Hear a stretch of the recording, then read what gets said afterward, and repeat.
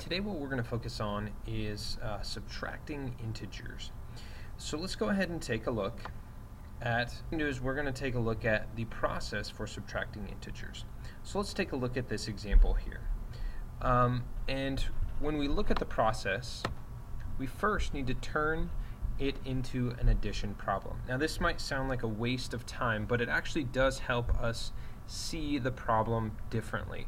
Because when we have a minus and negative, sometimes that can be confusing to us. So then we add the opposite. So the second step, we'll take a look at all the steps and then we'll go ahead and look at the examples, is that we're going to apply the addition rules that we talked about last week.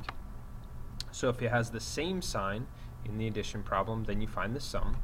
If it's a different sign, you find the difference. Sum means addition, difference means subtraction. And then finally you take the sign of the number with the bigger absolute value. Alright, so let's take a look at this first example, 5 minus a negative 3. If we were to cover up the subtraction sign, we just have a negative 3.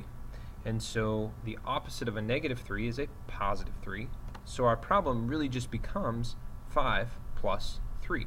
And 5 plus 3, since they're both positive, same sign, so we find the sum, we get 8. Let's take a look at this next example here. If we cover up our subtraction sign, we have a negative 5. The opposite of negative 5 is a positive 5. Notice how that negative 8 didn't change at all. So that first number stays the same. We always are changing the sign of the one that's it's being subtracted by. So in this case, the negative 5, the opposite of a negative 5 is a positive 5. Now since we have a different sign, we find the difference. So 8 minus 5 is 3.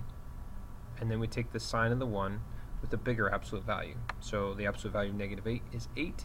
Absolute value of 5 is 5. So the negative has a bigger absolute value. Last problem, if we cover up the subtraction sign, we have a positive 10. So the opposite of that is a negative 10. So we have negative 7. Again, that does not change. Plus a negative 10. Which, same sign, find the sum and take their sign. So it becomes a negative 17.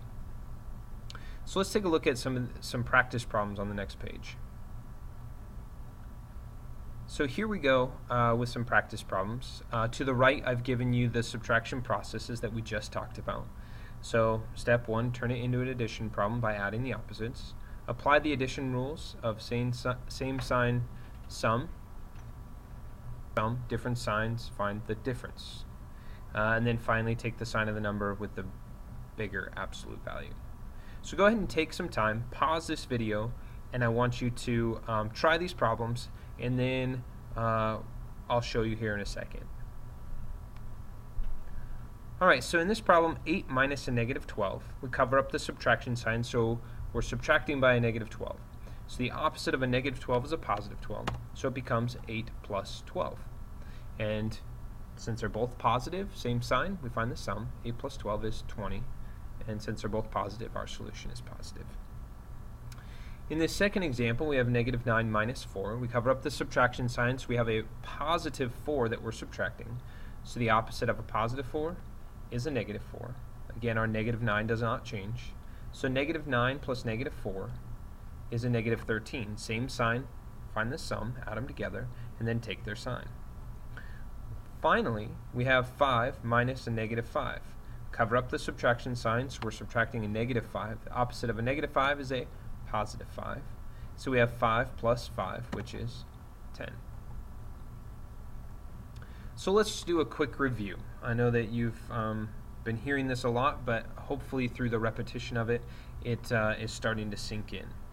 So we are going to, in the subtraction process, turn our subtraction problem into an addition problem by adding the opposite.